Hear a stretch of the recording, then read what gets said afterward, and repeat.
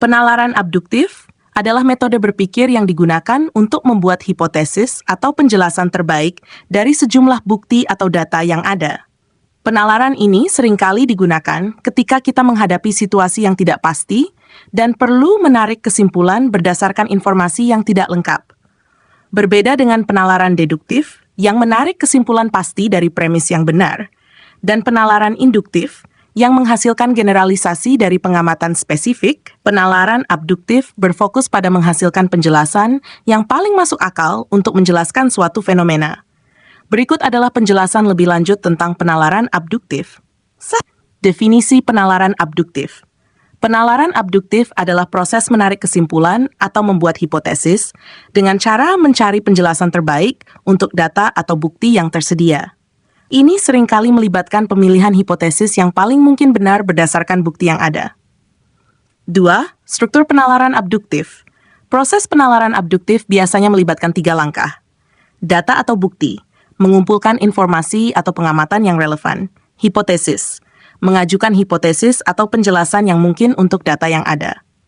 Kesimpulan, memilih hipotesis yang paling mungkin benar berdasarkan data yang ada.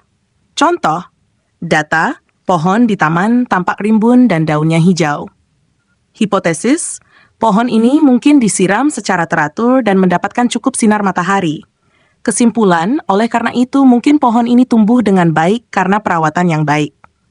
3. Ciri-ciri penalaran abduktif. Hipotesis sementara, menghasilkan hipotesis yang bersifat sementara, yang dapat diuji lebih lanjut. Berdasarkan bukti, menggunakan bukti yang tersedia untuk menarik kesimpulan yang paling mungkin. Menghadapi ketidakpastian, berguna dalam situasi di mana informasi yang lengkap tidak tersedia. 4. Kelebihan penalaran abduktif. Fleksibilitas. Dapat digunakan dalam situasi di mana bukti terbatas dan ketidakpastian tinggi. Inovasi.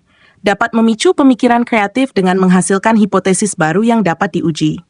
Praktis dalam penelitian. Sering digunakan dalam penelitian ilmiah dan analisis situasi untuk menghasilkan penjelasan sementara. 5. Kekurangan penalaran abduktif, ketidakpastian, kesimpulan yang diambil tidak selalu benar, karena bergantung pada kualitas bukti yang ada.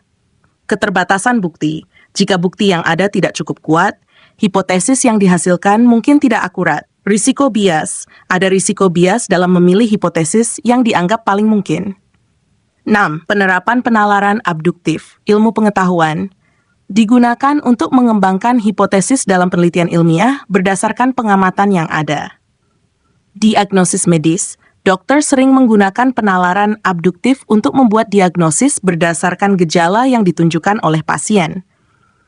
Investigasi kriminal, polisi menggunakan penalaran abduktif untuk menarik kesimpulan tentang apa yang mungkin terjadi berdasarkan bukti yang ditemukan di tempat kejadian.